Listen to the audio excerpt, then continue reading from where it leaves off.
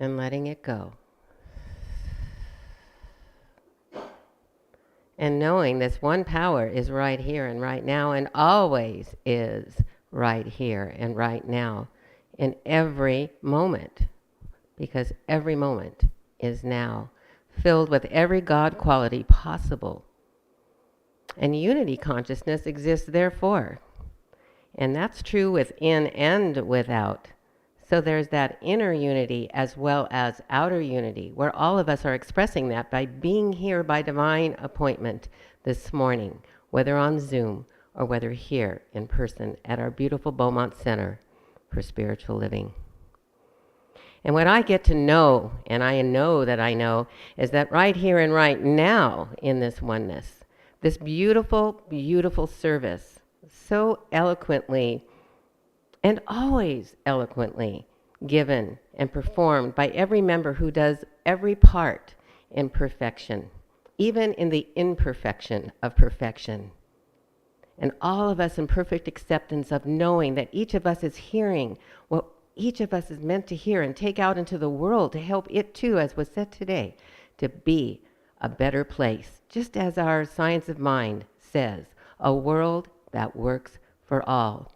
So I am in total gratitude for everybody's presence here and whatever role is being played, but certainly our precious Adrian, who month after month, week after week, gives and allows us to have this professional service we get to have.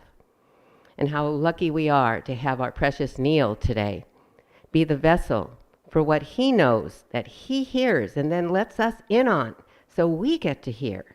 And in the so doing, it goes on and on and on for all the greater good.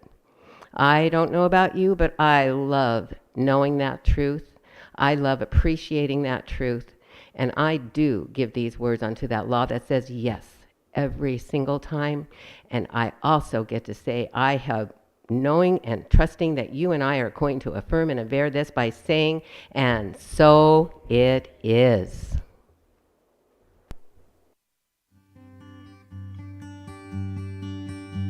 At Center for Spiritual Living Beaumont, we believe in spiritual living. Above all else, it is a philosophy that teaches us how to think and not what to think. We invite everyone to practice this philosophy by living in principle. We believe that God is all there is, and each person's relationship to God is a personal one. Every person, place, and thing, and all the space in between is not only an expression of God, but God itself. All love, peace, and beauty that is God exists within each person right now. Together we are all connected as one. Our faith allows us to apply this philosophy to our lives in every moment of every day. As we live in love, we see love revealed and flowing through the world around us. We act as citizens of this spiritual community at all times. This is how we think. We believe in God, we believe in ourselves, and we believe in you because we believe in spiritual living. We are the Center for Spiritual Living Beaumont.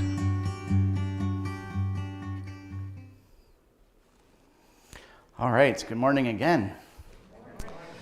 How many of you are feeling the presence of God in the room this morning? Already? That's why we come together. So, our Center for Spiritual Living Greater Organization has a yearly theme of living everyday wonder. And what I've really liked about that theme is it focuses on the everyday, right? The spiritual aspects of living our lives every single day, Monday through Saturday and on Sunday, and how that spiritual living shows up in our lives on an everyday basis. Our theme this month has been the inner life. And I'm going to talk to you today about pause and find the cause. I'm going to start off with a story. There was an apprentice monk walking down the road, getting where he needed to be. His mind was wandering as he was walking along peacefully, and about a mile from where he needed to go, he looks over and he sees a snake in the road. It's a really big, scary snake. Now, the monk needed to get where he was going, and there was really no other way to get there, and it wouldn't make any sense to backtrack. So the monk decided he was just going to wait for the snake to leave. The sun began to set. The snake didn't seem to be inclined to move. The snake was still there. The snake finally realized that he really has no choice. He really needs to get where he's going. And so he apprehensively approaches the snake, hoping to scare it off or at least to go around it. And as he walks up upon the snake, sneaking up carefully with great fear, he sees that the snake has been transformed. Actually, the whole time, it was nothing but a coil of rope. There was no snake after all. So, laughing at himself, he shakes off his fear and keeps going down the road.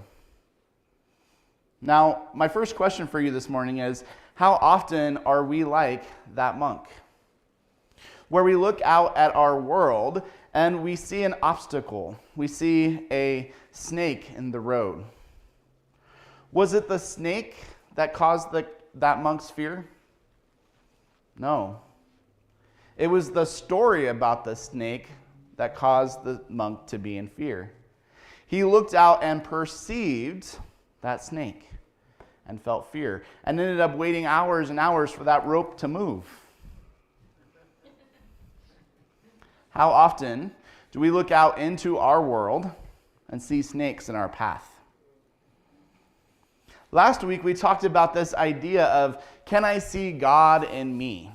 Can I look in the mirror and just see God? Or, when I look in the mirror, do I see God and? That's the inner life. But also, taking that one step farther this week, can I look out into the world and just see God? Or, do I see God and? First of all, it has to start with within. We are the cause of what we see out in the world. Just like that monk looked out and saw the snake, what we see in the world is a reflection of what's going on in our inner life.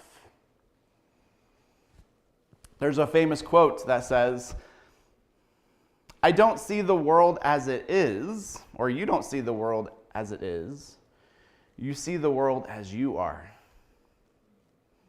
We are all carrying around with us this thing that we call consciousness, which is the sum total of all of our thoughts, beliefs, the things that we have accepted as true, the things that our parents and our grandparents and our society and our culture are all say that's true. We put those on like glasses. And then we go out into the world and we see through our perceptual lenses.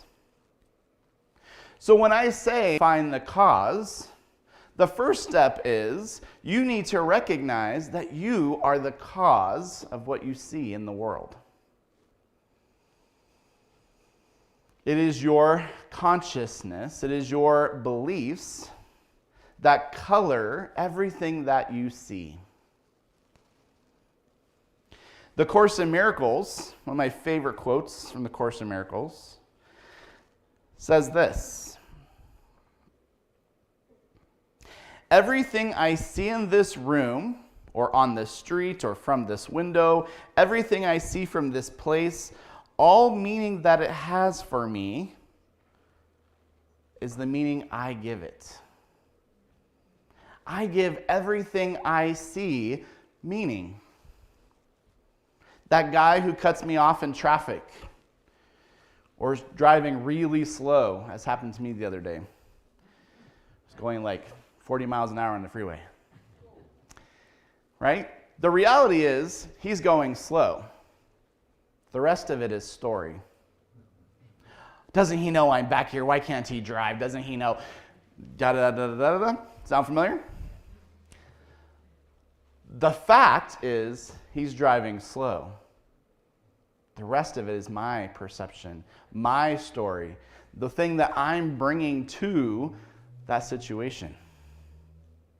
Every conversation every argument that we have, every meeting that we have, we show up bringing our meaning. It wasn't there. It's not there by default. We are meaning-making machines, but we bring the meaning with us. Now, here comes the second part to that.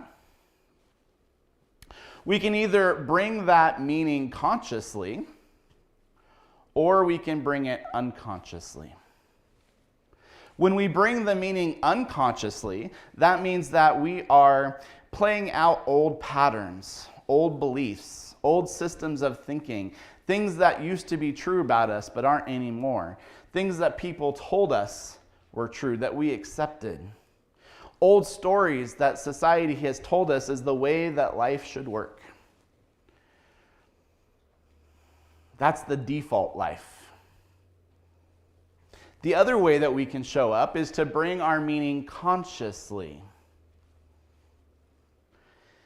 We can choose to bring our life consciously. As you were watching the beginning video this morning, he was talking about the whole dog and perception, right? The idea that he was talking about, number one, is that we can't all see reality. I disagree with that. Because we can see reality. What do we call that? Capital R reality? It's God. It may not be visual to us in every moment and every place in our day, but we can choose to see it. That's the whole elephant in the room. We know the whole elephant is there, even if in this moment I can only feel the trunk. I know that God is there. If I can only feel the leg or the tail or the ear, I am reminded that there is a bigger reality that I call God. It's the whole elephant in the room. So we bring our meaning consciously. We choose to see what may not be visible to us all the time. We see love, we see grace, we see peace, we see wisdom, even if it doesn't look like that in the moment. God is not a personality sitting up on a cloud in their big white robe and their big white beard, deciding that today you're going to have a good day and today you're going to have a bad day. Today you're going to be 5 minutes late. You're going to be 10 minutes late because the guy's driving slow in front of you. That thing which we call God, which is the first cause, which is that big capital R reality, operates the same for everybody. It always says yes, it is always love, it is always peace, it is always wisdom. Our part in this is that we have to consciously choose to know it, choose to see it, and choose to act from that knowing. I'm teaching Roots right now, and we're in the process of reading Troward, which is always a fun experience for those of you that haven't had that. It's not the easiest reading on the planet, but it is wise. And one of the things that we were reading last week about Troward is this idea that the higher forms of evolution, the higher you go in evolution, the more intentional, the more conscious, the more intelligence life gets. And what makes us different from many other forms of life on this planet is our volition, our choice.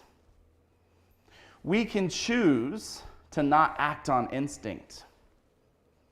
We can choose to not act on old beliefs. We can choose to see love and wisdom in the world. We can choose to look in that mirror and see God.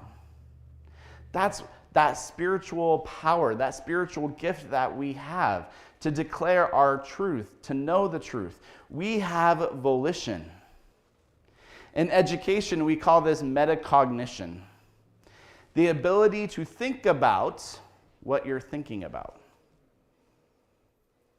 Do you have the courage to question your own beliefs, to pay attention to what is going on in your consciousness, in your mind, to such a degree that you can challenge your perceptions.